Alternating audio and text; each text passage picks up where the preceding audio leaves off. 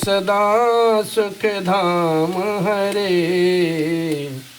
सिया राम हरे राजा राम हरे। जय राम सदा सुख धाम हरे, सिया राम हरे राजा राम हरे। सिया राम हरे राजा राम हरे। जय राम सदा सुख धाम हरे, रघुनाथ हरे राजा राम हरे। सिया राम हरे राजा राम हरे। बोली राघव सरकार की जय। श्रीमद् वाल्मीकि रामायणे एकोन चत्वारिंशः सर्गः। एकोन चत्वारि सर्गः। ओम 39वां सर्ग। इंद्र के द्वारा राजा सगर के यज्ञ संबंधी अश्व का अपहरण, सगर पुत्रों द्वारा सारी पृथ्वी का भेदन तथा देवताओं का ब्रह्मा जी को यह सब समाचार जाकर के बताना। अब विश्वामित्र जी महाराज भगवान राघवेंद्र सरकार को आगे की कथा बताते हैं, सुनाते हैं और कहते हैं। विश्वामित्र वचा श्रुत्वा कथान्ते रघुनंदनः, उवाच परम प्रीतो मुनिं दीप्तमिवानलम्। विश्वामित्र जी की कही हुई कथा को सुनकर के राघवेंद्र सरकार श्री रामचंद्र जी ने बड़े प्रसन्न हुए और उन्होंने कथा के अंत में अग्नितुल्य तेजस्वी विश्वामित्र मुनि जी से कहा। क्या कहते हैं?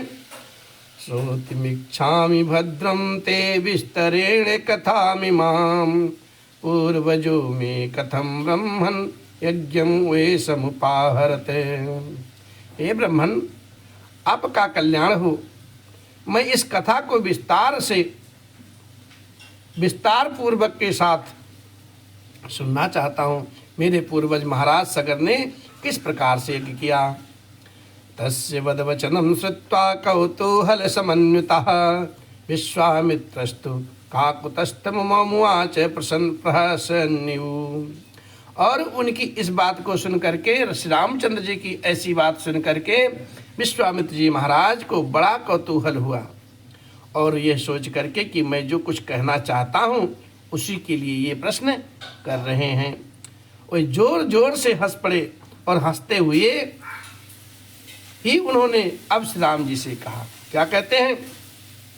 श्रूयताम विस्तरो राम सगरस्य महात्मनः, शंकरश्व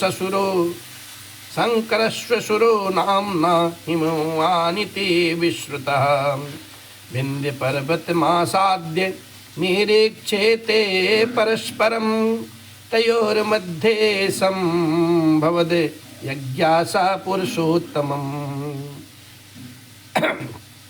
विश्वामित्र महाराज जी श्री रामचंद्र जी से कहते हैं, हे राम, तुम महात्मा सगर के यज्ञ का विस्तार पूर्वक से अब वर्णन सुनो।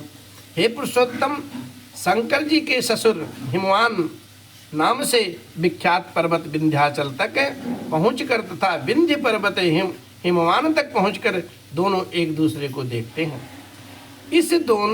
इन दोनों के बीच में दूसरा कोई ऐसा ऊंचा पर्वत नहीं है जो दोनों के पारस्परिक दर्शन में बाधा उपस्थित कर सके। उन्हीं दोनों पर्वतों के बीच आर्यावर्त की पुण्य भूमि में उस यज्ञ का अनुष्ठान हुआ। नाहि देशो नरव्याघ्रा प्रशस्तो यज्ञ कर्मणि, तस्याश्वचार्यां काकुतस्थ त्रिधन्वा महारथः, अंशुमान करोत ताता। क्या बात है? अंशुमान करोत तात सागरस्य मते स्थितः। पुरुष सिंह वही देश यज्ञ करने के लिए उत्तम माना गया है। हे तात ककुतस्थ नंदन, राजा सगर की आज्ञा से यज्ञ अश्व की रक्षा का भार सुदृढ़ धनुर्धर महारथी अंशुमान ने स्वीकार कर लिया। तस्य पर्वणि क्या लिखा? तस्य पर्वणि तम यज्ञे यज्ञमानस्य वासवः राक्षसीं तानुमासाध्याय यज्ञमाश्वमपाहरत। परंतु पर्वत के दिन यज्ञ में लगे हुए राजा सगर के यज्ञ संबंधी घोड़ों को इंद्र ने राक्षस का रूप धारण करके उस घोड़े को चुरा लिया। अब जब घोड़े को चुरा लिया, फिर आगे की कथा क्या कहते हैं? ये मारे तु काकुतस्थ तस्मिन् स्वे महात्मनः उपाध्याये गणाः सर्वे यज्ञमानमथा ब्रुवन् अयं पर्वणि वेगेन यज्ञाश्च अश्वोपनीयते हरतारं जायिकाकुत्स्थं हयस्योपनीयतां यज्ञश्छिद्रं भवत्येतत् सर्वेषां शिवाय नः ततस्तथा क्रियतां राजन् यज्ञोच्छिद्रं कृतो भवेत्। हे काकुतस्थ महात्मा, सगर के उस अश्व का अपहरण होते समय समस्त ऋतुजों ने यजमान सगर से कहा, काकुतस्थ नंदन, आप पर्व के दिन कोई इस यज्ञ संबंधी अश्व को चुरा करके बड़े वेग से ले लिए जा रहा है। आप चोर को मारिए और घोड़ा वापस लाइए, नहीं तो यज्ञ में विघ्न पड़ जाएगा और वह हम सब आप लोगों के लिए अमंगल का कारण होगा। हे राजन, आप ऐसा प्रयत्न कीजिए जिससे यह यज्ञ बिना किसी विघ्न बाधा के परिपूर्ण हो जाए। सोपाध्याय वचः कृत्वा तस्मिन् सदसि पार्थिवः खष्टिं पुत्र शास्त्राणि वाक्यमेदुमुवाच सा गतिं पुत्राना पश्यामि रक्षसां पुरुषर्भवा मंत्रपूतैर्महाभागैरास्थितो हि महाक्रतुः। और उस यज्ञ सभा में बैठे हुए राजा सगर ने उपाध्यायों की बात सुन करके अपने 60,000 पुत्रों से कहा, पुरुष प्रवर पुत्रों, ये महान यज्ञ वेद मंत्रों से पवित्र अंतःकरण वाले महाभाग महात्माओं द्वारा संपादित हो रहा है, अतः यहाँ राक्षसों की पहुंच हो ऐसा मुझे दिखाई नहीं था। अतः यह अश्व चुराने वाला कोई देवकोटि का ही पुरुष होगा। अब कहते हैं आगे, तदिगतस्थे विचिन्नबद्धं पुत्र का भद्रमस्तु समुद्रमालिनीं शर्वा पृथिवी मनुगच्छत एकैकं योजनं पुत्राविष्टारमभिगच्छत यावत् तुरगसन्दर्शस्तावत् खनत मेदिनीं त्वमेव है हरतारं मार्गमागणां ममाज्ञा।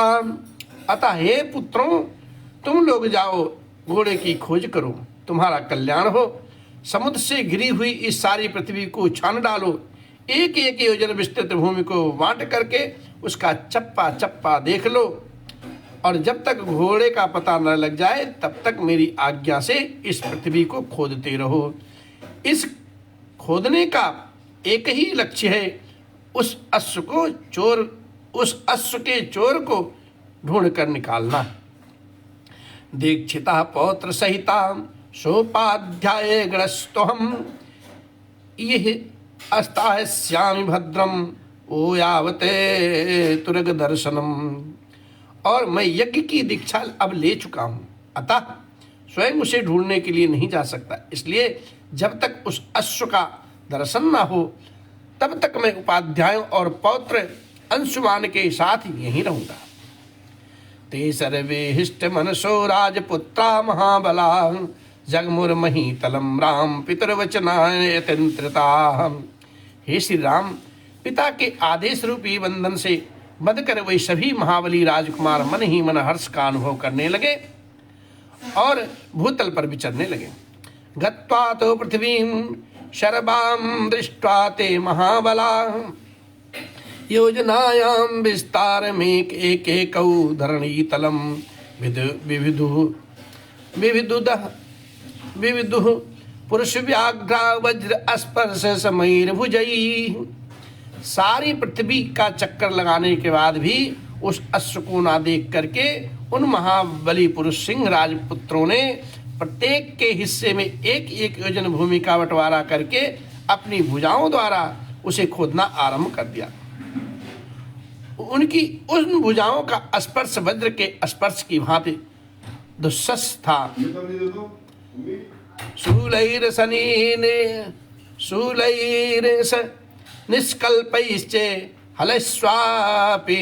हलैश्चापि सुदारुणै विद्यमाना वसुमती ननाद रघुनंदन। हे रघुनंदन, उस समय वज्रतुल्य शूलों और अत्यंत दारुण हलों द्वारा सब ओर से विदीर्ण की जाती हुई वसुधा अंतर्नाद करने लगी। नागानां वद्यमानानां सुराणां च राघव राक्षसानां दुर्दर्शं सत्त्वानां निनदो अभवत्। और हे रघुवीर, उन राजकुमारों द्वारा मारे हुए नागों, असुरों, राक्षसों तथा दूसरे प्राणियों का भयंकर अर्थनाद अब गूंजने लगा। योजनानां सहस्त्राणि खष्टिं तु रघुनंदन विधुरधरणीं राम रसातल मनुत्तमम्।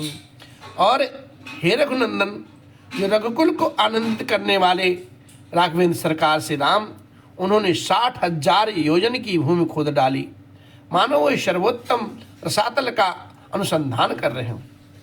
एवं पर्वते संबाधम जम्बूदीपम नृपात्मजा खनंतो नृपशार्दूल सर्वतः परिचक्रमो। और हे नृपश्रेष्ठ राम, इस प्रकार से पर्वतों से युक्त जम्बू द्वीप की भूमि खोदते हुए वे राजकुमार सब ओर चक्कर लगाने लगे। ततो देवाः सगंधर्वाः सासुराः सहस्त्रपन्नगाः ततो देवा सगंधर्वाः सासुराः सहपन्नगाः संभ्रांत मनसः सर्वे पितामह मनुपागमन। और इसी समय गंधर्वों, असुरों और नागों सहित संपूर्ण देवता मन ही मन अब घबरा उठे और ब्रह्मा जी के पास हाथ जोड़ करके गए। कहते हैं, ते प्रप्रसाद्य महात्मानं विशर्व वदननास्तदा ऊचुः परम संत्रस्ताः पितामहमिदं वचः। और उनके मुख पर विषाद छा गया, वे भय से अत्यंत संत्रस्त हो गए थे। उन्होंने महात्मा ब्रह्मा जी को प्रसन्न करने के लिए इस प्रकार से कहा। क्या कहते हैं?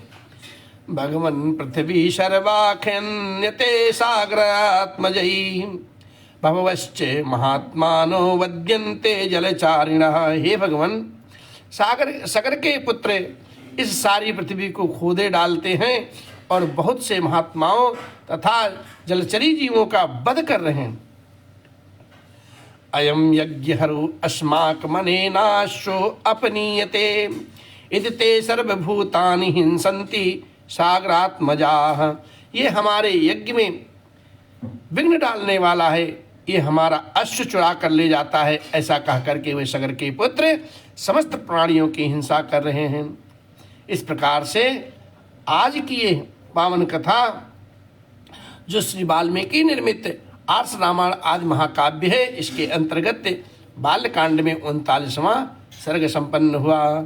श्री राम जय जय राम, जय सिया राम जय जय सिया राम, जय हनुमान जय जय हनुमान, जय हनुमान जय जय हनुमान। कथा विसर्जन होत हैं अब शंभुनाथ हनुमान, राम लखन सिय जान की करौ सदा कल्याण। श्यावर राम जय जय राम, रे प्रभु